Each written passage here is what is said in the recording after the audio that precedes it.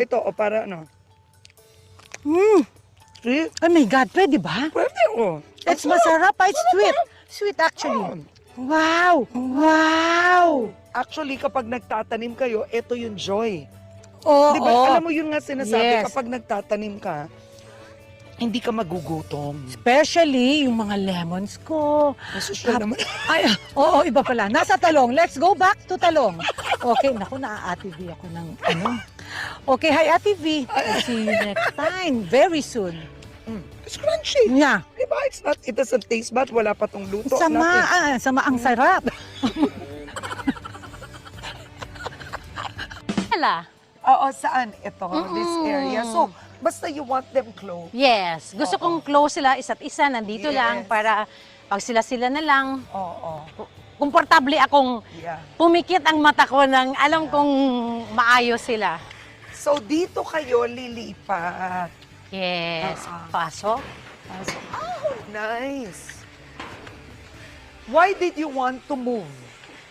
Maliit na yung bahay. Sa inyo? Oo. Oh, Tsaka ganun. mataas yun masyado dun sa kabila. Kasi 5 floors yun. Really? Yes. Anong gagawin mo sa bahay na yon?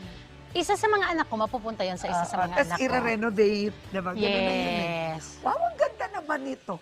This is so nice. Aha. So, ilang rooms to, Sylvia? 6 rooms, tapos 6 rooms. may rooms, may 4 rooms sa baba. Oo.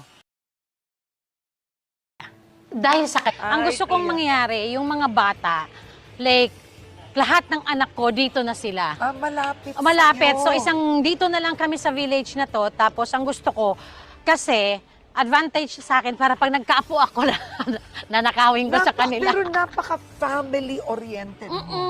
No, you want them close. Yes. Oo. Kailangan, kasi ang sinasabi ko palagi sa kanila, pag ako, lahat naman tayo namamatay, lahat naman tayo nawawala. Pag namatay ako, sino ba magtutulungan? Kayo, Oo, malapit kayo tama. sa isa't isa. Oo. Oo. Diba? Pandemic, I was always her bunot na pagalitan. Oo. Kasi I Bunot. was angsty pa eh. I didn't know how to gauge her because I knew she was strict.